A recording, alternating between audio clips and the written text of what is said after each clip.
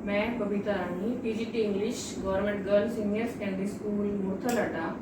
आज हम नरेशन का इंटेरोगेटिव सेंटेंसेस को किस तरह से चेंज करते हैं वो हम करेंगे। नरेशन में बताया है कि नरेशन क्या होता है कि हम किसी की कही हुई बात को अपनी लैंग्वेज में कैसे बताएंगे उसको। तो हमने नरेशन का आज हम करेंगे इंटेरोगेटिव सेंटेंसेस को।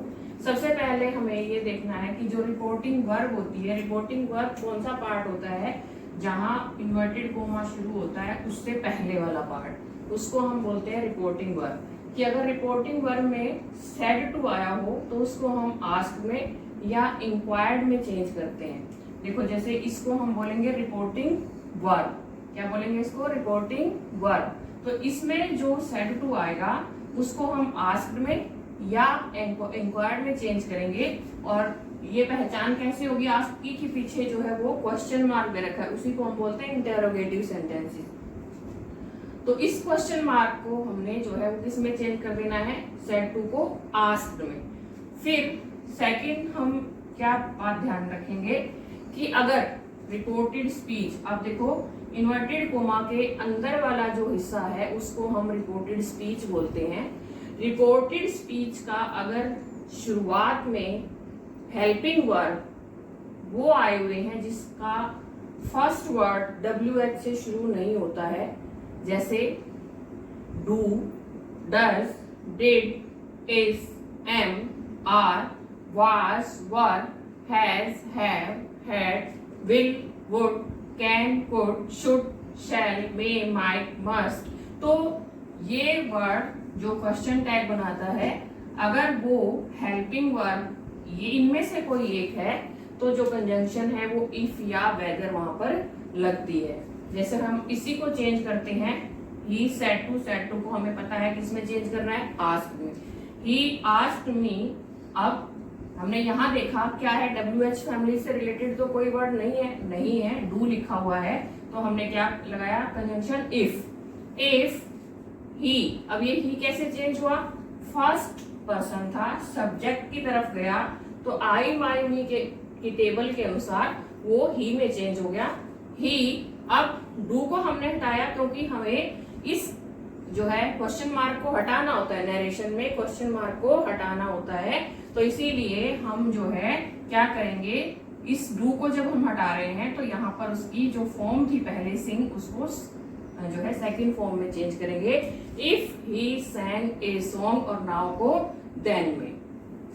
नेक्स्ट हमें क्या ध्यान रखना है कि यदि reported speech, this is reported speech, कि अगर रिपोर्टेड स्पीच में WH फैमिली से जुड़ा, WH फैमिली में से कोई एक वर्ड आ जाता है, जैसे कौन कौन से हैं WH में? जो WH से शुरू हो रहे हैं, हु है, what, whose, whom, when, where, which, why, how। तो how भी इसी में आता है, तो वहां पर कोई conjunction know if, know what, जो है वेदर, नो दैट, कुछ भी नहीं लगेगा। हमें उसको एज इट इज शुरू करना है। जैसे ये सेंटेंस है, देखो, she said to me what is your name. अब हमने ये देखा कि देखो रिपोर्टेड स्पीच के अंदर WH फैमिली से रिलेटेड जो है क्वेश्चन के लिए आया है ये हमारे पास वर्ड, तो हमने इसको किस में चेंज किया? सबसे पहले तो सेड टू को आस्क्ड में, क्योंकि पीछे क्वेश्चन मार्क दिया है।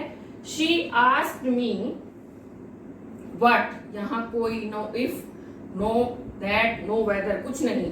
यहाँ पर हम ऐसे ही शुरू करेंगे, शी आस्क्ड मी व्हाट। अब क्योंकि बताया है कि क्वेश्चन को हमने हटाना है, इसीलिए पहले हम सब्जेक्ट को लाएंगे व्हाट माय नेम और फिर उसके बाद में वाज। ठीक है। नेक्स्ट है कि अगर डू, डज और नोट दे रखा हो, अगर डू, डज और नोट दे रखा हो, यानी खाली डू डज होगा तो वो क्या बन जाएगी? Second form. डू डज के साथ अगर नोट दे रखा है तो उसको हमने डिड नोट में चेंज करना है। इसमें डिड नोट में, ठीक है, वो डिड नोट में चेंज होगा। जैसे ये कह लेंगे, she said to me do I not accept your proposal. She asked me, said to वो चेंज करेंगे आस्क्ड में। शी आस्क्ड मी, अब ये देखा हमने ये WH से नहीं है तो यहाँ पर क्या जुड़ेगा? इफ। इफ, अब ये आई क्या है? फर्स्ट पर्सन जाएगा सब्जेक्ट की तरफ, तो ये भी क्या बन गया, इफ शी। अब डू को, क्योंकि यहां हमने देखा कि अगर डू डज के साथ नोट लगा है तो उस डू को हम डिड में चेंज करेंगे। If she did not accept your second person goes to object की तरफ जाएगा, तो हमारी यूअर वाली टेबल यू यूअर यू, और उसको हम रखेंगे तो आई माई मी, जो यूअर वाली टेबल होती है तो वो चेंज होगा माई में। ठीक है, माई प्रपोजल। नेक्स्ट है डिड। अगर दिया हो, अगर हमें क्वेश्चन में डिड दिया हो तो उसको हमने चेंज करना है हैड में। She said to me did I not help you.